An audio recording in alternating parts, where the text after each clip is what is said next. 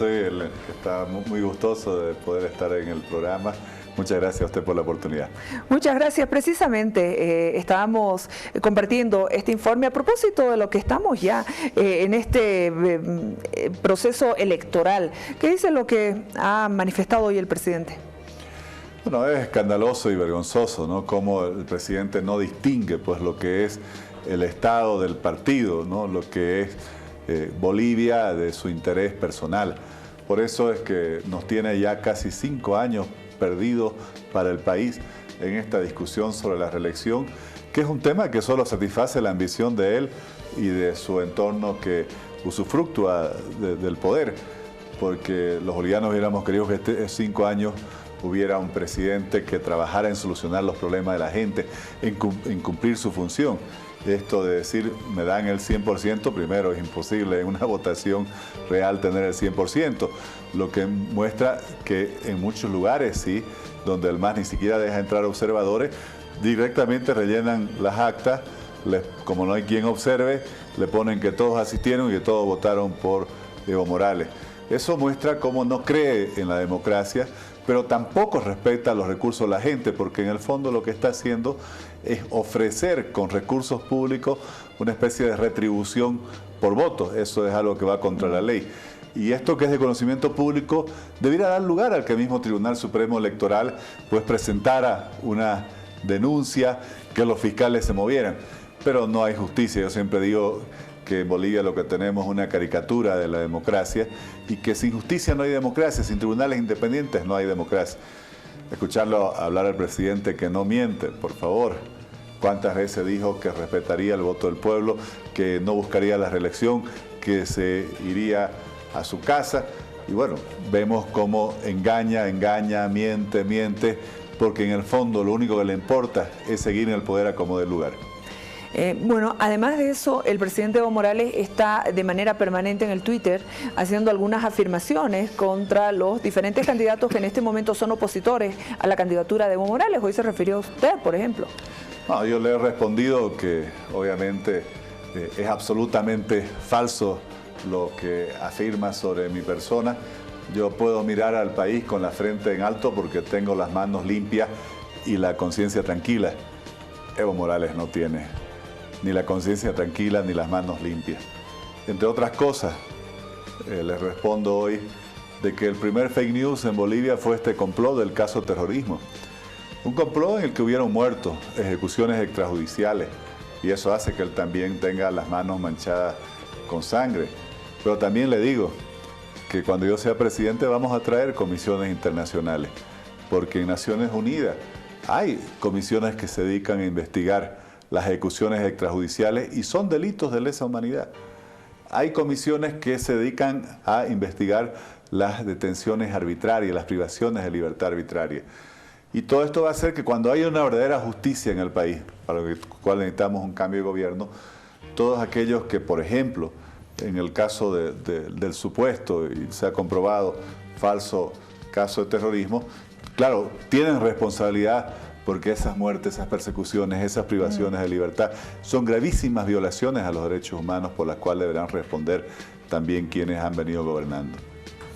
En este momento los discursos para enamorar a la población votante vienen cargados de promesas, de brindarle de alguna manera seguridad a la gente, de que aquí nadie miente. Estamos con el oficialismo y por el otro lado también la oposición, que está en lo mismo. Usted como candidato percibe que el trabajo que usted está haciendo en cuanto a propuestas, en cuanto a las permanentes denuncias que está haciendo y que las ha venido haciendo desde que estaba como senador y antes, le está llegando a la gente le preocupan los casos de corrupción, ¿a la gente le preocupa eso? Le preocupa mucho, Jimena. Mire, yo he venido primero denunciando la corrupción todos estos años. Creo que nadie ha denunciado más casos de corrupción que mi persona, pero además lo he demostrado, los he comprobado. Claro, no hay jueces y fiscales independientes que realmente lleven hasta el fondo estos casos. No hace mucho reclamé el escándalo de que al expresidente de Yacimiento, al señor Guillermo Achá, por el caso de Taladros que yo denuncié, lo han sobreseído de todos los cargos y solo le han dejado incumplimiento de deberes, que es el menor. Y sin embargo a los funcionarios subalternos, 5 de los cuales declararon que él conocía todo, que él obviamente como principal autoridad, era responsable de todas las decisiones que se tomaron en esa contratación. Los han tenido presos, los han tenido en la cárcel, ¿no? Les depositan toda la culpa. Eso muestra cómo en el país hoy hay una corrupción que realmente ha llegado muy alto, pero sobre todo que goza de una gran impunidad. Por eso yo presenté hoy un proyecto de ley de contrataciones públicas con las cuales busco que realmente se minimice al máximo la posibilidad de hacer contrataciones directas. En otro estudio que presenté hace algún tiempo, le informaba al pueblo boliviano que este gobierno ha aprobado más de 100 decretos y 13 leyes autorizando contrataciones directas, especialmente para el nivel nacional. Muchas de estas contrataciones solo tienen un proponente. No hay cómo no haya corrupción. Fue lo que pasó con esta empresa Neurona, ¿no? Les dan contrato a una empresa del exterior. La propia norma vigente actualmente con este gobierno dice que solo se puede contratar en el exterior cuando no hay una oferta en Bolivia, cuando no hay el servicio disponible en Bolivia. Imagínense todo estos asesoramientos, de hacer documentales, de hacer una campaña para promover el mar para Bolivia. Todo eso se podría haber hecho por profesionales bolivianos. Todo eso muestra cómo están manejando arbitrariamente el Estado. Y yo decía en mi conferencia hoy que hay corrupción porque alguien la practica, porque alguien la permite. Y usted sabe que en todos estos años de vida republicana nunca hemos tenido una ley específica sobre el tema de contrataciones. Se ha preferido tener decretos porque los decretos se pueden modificar con otros decretos. Por eso en este proyecto de ley que yo estoy poniendo pongo que las contrataciones por excepción se tengan que autorizar por ley y en casos de emergencia. La corrupción a través de invitaciones directas y sin licitación. Es como usted está presentando este proyecto de ley de contrataciones. Tengo entendido que de alguna manera lo que se pretende es regular el procedimiento administrativo general también, el sistema de administración de bienes en servicio, todas las contrataciones estatales, nacionales e internacionales para todos. Así es, estamos buscando darle un marco que regule tanto las contrataciones a nivel nacional, y el proyecto de ley además crea un capítulo de lo que deben ser las contrataciones de los gobiernos autonómicos que necesariamente deberán aprobar leyes similares. Y lo que buscamos con esto es que haya competencia, que haya transparencia, que la información esté disponible, que los ciudadanos sepamos cuando una entidad quiere contratar algo para que cualquiera se pueda presentar, pero por ahí no tenemos interés en presentarnos, pero podamos ver por qué se quiere contratar eso, quiénes, cómo se convocó, quiénes se presentaron, quiénes evaluaron, qué recomendaron, a quién adjudicaron, por qué monto. ¿El SICOES no? Bueno, no funciona. Mire, cada vez cuesta más conseguir la información.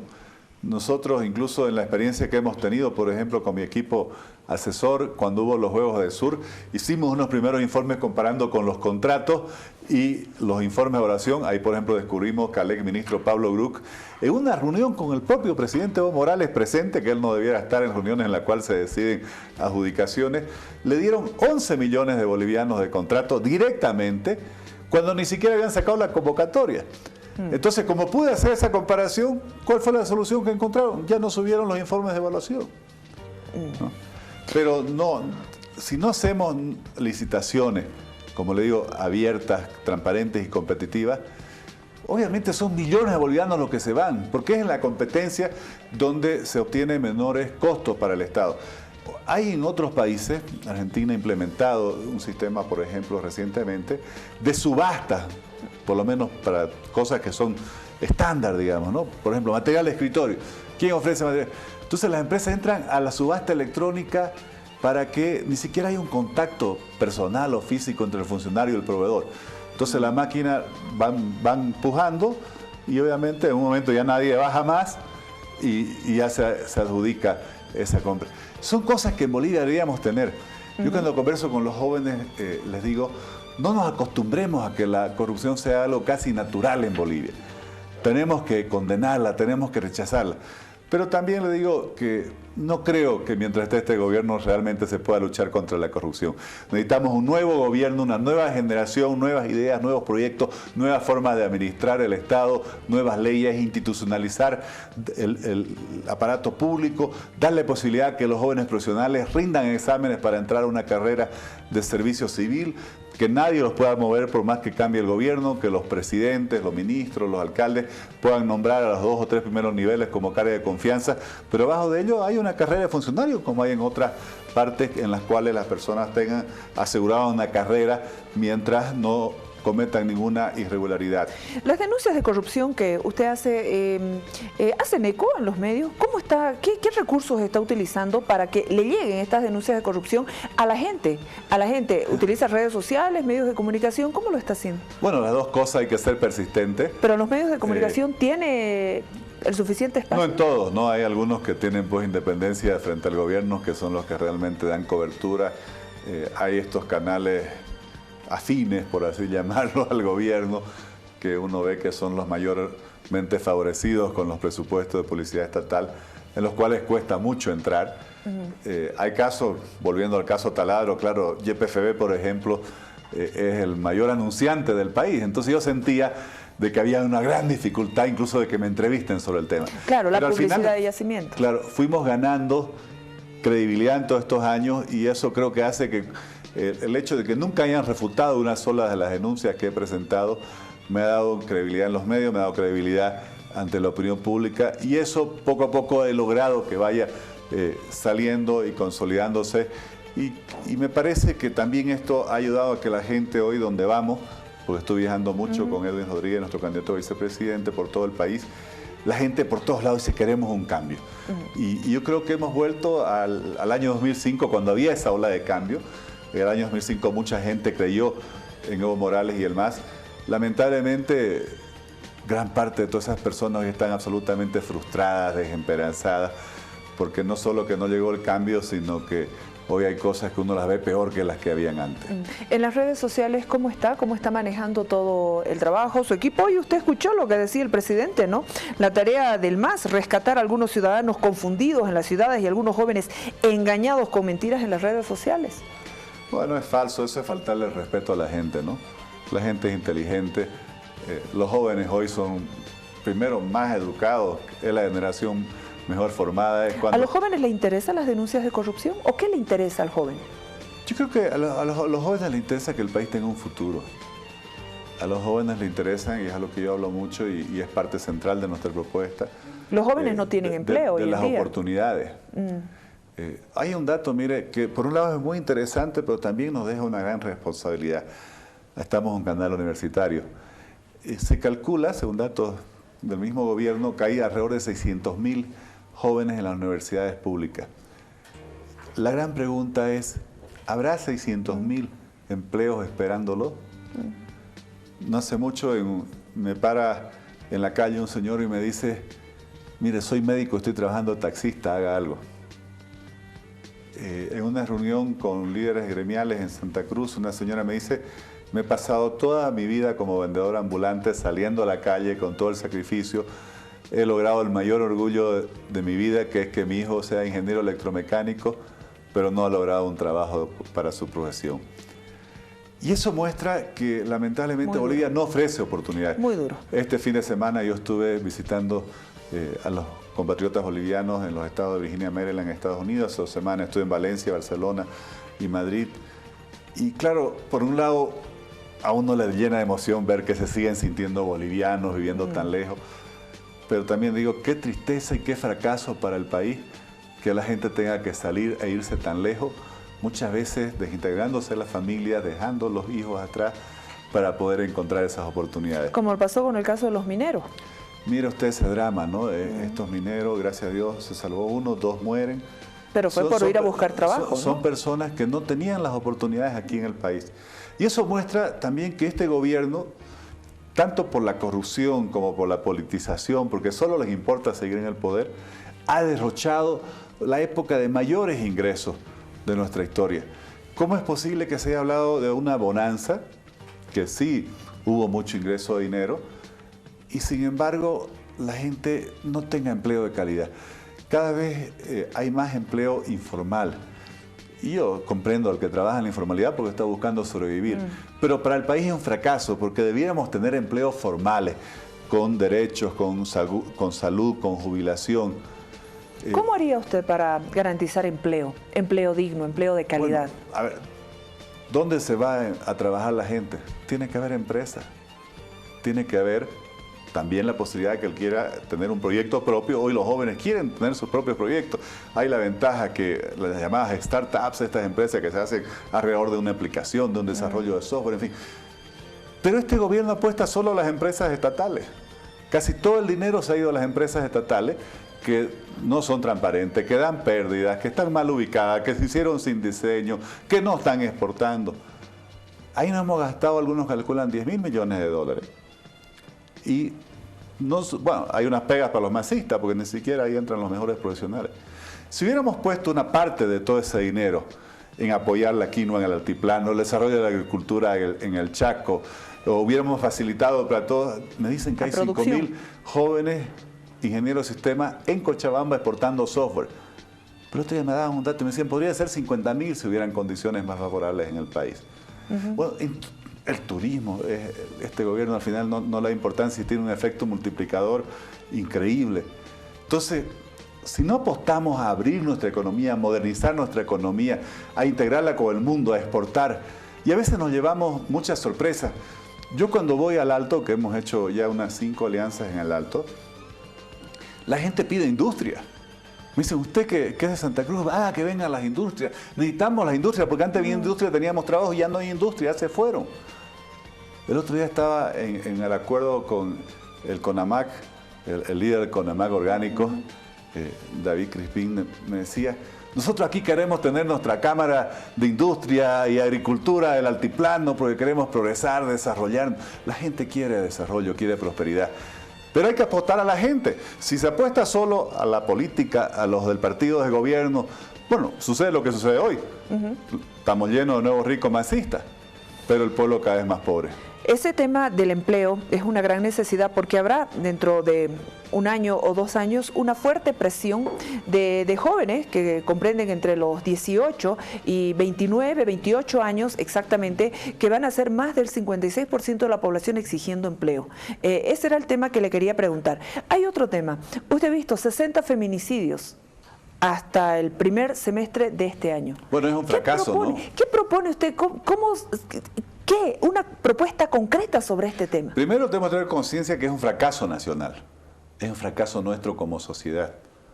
Algo falla en nuestra cultura, Jimena, no puede ser. Y eso es parte, o sea, si no generamos un entorno, porque yo no creo que se llegue directamente al feminicidio. Para llegar al feminicidio tiene que haber habido varias agresiones anteriormente, sí, una conducta de violencia.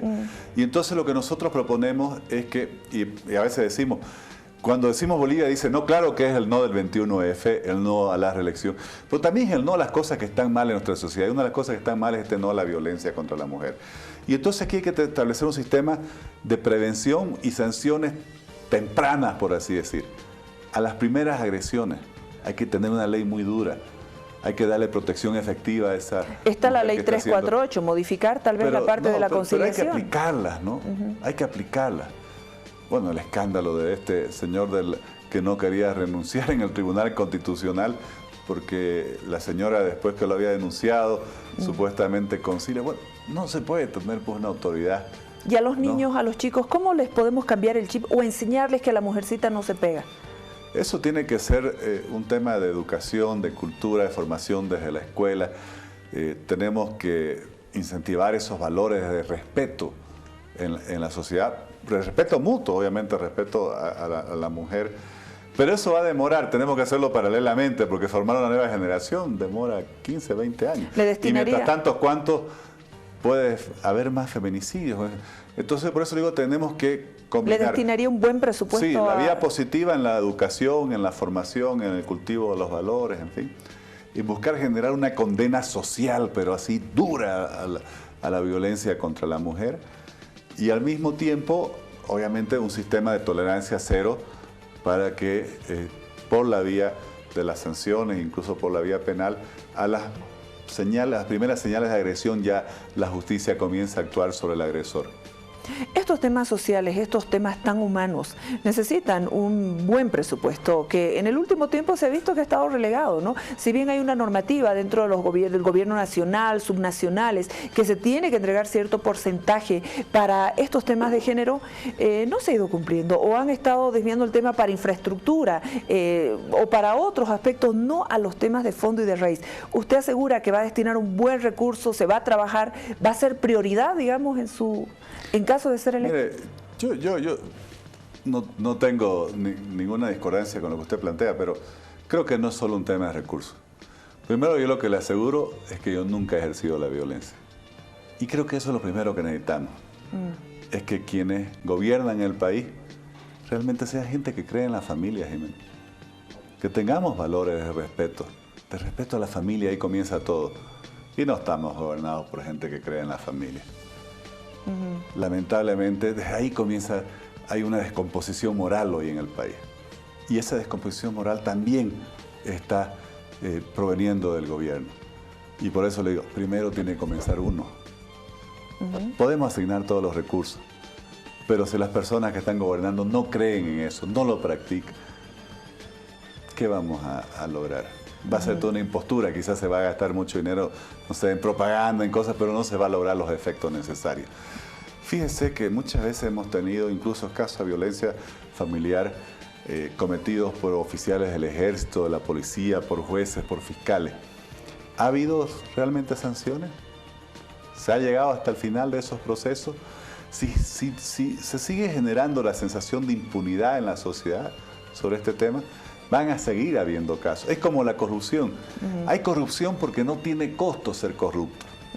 Tiene los beneficios del enriquecimiento fácil y con un costo prácticamente inexistente. Es casi la viveza, digamos, ¿no? Claro, este gobierno acabó con los controles del sector público nacional y se ha disparado. No había cómo fuera diferente. Entonces, tenemos que ir realmente a hacer que quien transgrede la ley, quien agrede y de forma violenta a una mujer, quien se roba los recursos de la gente, quien persigue a quien piensa distinto, tenga sanciones, le cueste, no haya impunidad. Eso es el cambio que necesita el país si queremos realmente poder comenzar a caminar, a modernizar nuestra nación, a subirnos al siglo XXI, a trabajar ya en las cosas proactivas como generar oportunidades de empleo digno, de calidad, moderno. A veces yo pregunto, la educación que estamos dando, ayer conversaba con un grupo de líderes jóvenes universitarias en Santa Cruz, y yo les decía que a veces me preocupa porque siento que la educación que ellas están recibiendo en la universidad hoy es la misma que yo recibí hace más de 20 años o 25 años. Y el mundo ha cambiado, le digo, ¿cómo podemos? O sea, si no nos vamos actualizando, obviamente no vamos a generar las oportunidades que quieren las nuevas, no solo que quieren, que necesitan las nuevas generaciones. La comunidad gay, lesbianas, bisexuales, trans, ¿qué opina usted de eso? Bueno, yo los respeto, obviamente, como personas, como ciudadanos. Siempre que he podido conversar con ellos, le he dicho que de mi parte van a tener siempre todo el respeto, la garantía a su seguridad, obviamente el respeto para que no sean discriminados. Hay 2 o 3 puntos en los cuales por mis valores yo tengo discrepancia, ¿no? Por ejemplo, yo voté, justamente preguntaba a una periodista, en contra de la identidad de género porque creo en el matrimonio entre hombre y mujer. No siempre vamos a estar de acuerdo en todo, pero el respeto y la garantía a su seguridad, a su integridad, a que no sean agredidos ni discriminados, obviamente en mí siempre lo van a encontrar. Una pregunta más sobre aborto. Bueno, tengo una posición pública. Eso es lo bueno cuando uno tiene transparencia. Cuando es claro, transparente, claro, habla de y frente. además ya voté, ¿no? Yo voté en contra del artículo correspondiente del Código Penal porque, bueno, yo como católico creo en la vida y obviamente creo que hay que defender la vida. Y creo que ese niño que se está gestando es una vida a defender. Entonces, en eso no estoy de acuerdo en la propuesta que presentaron, ¿no? Que habría prácticamente a la despenalización de forma absolutamente discrecional. Usted vio lo que ocurrió en Santa Cruz, lo reciente con esta niña, que al final, con toda una burocracia judicial, con toda una burocracia médica, al final en el aborto nace el bebé, es prematuro, y se ha desatado una suerte de debate que obviamente es un debate muy humano, que afecta las emociones de las personas. Y es así porque afecta a nuestras creencias, a nuestros valores pues más profundos y realidades muy duras, obviamente. El tema de la violación, hablábamos antes de la violencia contra la mujer. Obviamente que la violación también es un crimen atroz, ¿no? Y es algo que en el país hay mucho y yo creo que lo que se procesa y se sanciona también es mínimo todavía, ¿no? Y claro, y vienen después estos dilemas éticos, morales tan profundos, digamos, ¿no? Obviamente aquí hay un caso además tan delicado porque también se comprueba que había una vida de verdad. O sea, claro, ¿no? Claro. Que resguardar. Yo estoy de acuerdo en que hay que buscar dar todo el apoyo y si esa vida tiene que ser, digamos, educada por una familia que le pueda dar las condiciones, seguramente hay que tener también como sociedad, como Estado, esos mecanismos, ¿no? Una yapita más en las preguntas. Si bien la pena máxima en el país es 30 años sin derecho a indulto, en algunos casos se ha debatido sobre la pena para los violadores. ¿Usted ha visto este tema o se mantendría con la pena máxima determinada ya en las leyes bolivianas? Ya tenemos una pena máxima. Yo me pregunto cuántas veces realmente la gente se le ha aplicado esa pena máxima. Creo que a veces creemos que simplemente la solución está en cambiar las leyes. Un amigo decía, comencemos por aplicar las actuales, ¿no?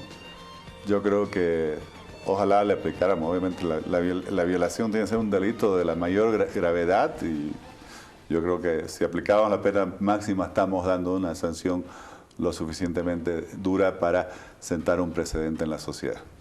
Muchas gracias por haber venido, don Óscar Ortiz. Todavía tenemos muchos meses en todo este proceso y obviamente más adelante también le voy a preguntar de otros temas que se han quedado en el aire, pero bueno, le agradezco por la gentileza que tiene cuando lo invitamos de venir al programa. Yo encantado más bien y agradecido por la oportunidad que me da de llegar a la gente a través de su programa. Gracias, don Óscar Ortiz, candidato presidencial de Bolivia Dice No. Nos vamos a la pausa, guárdenos unos segundos, ya volvemos.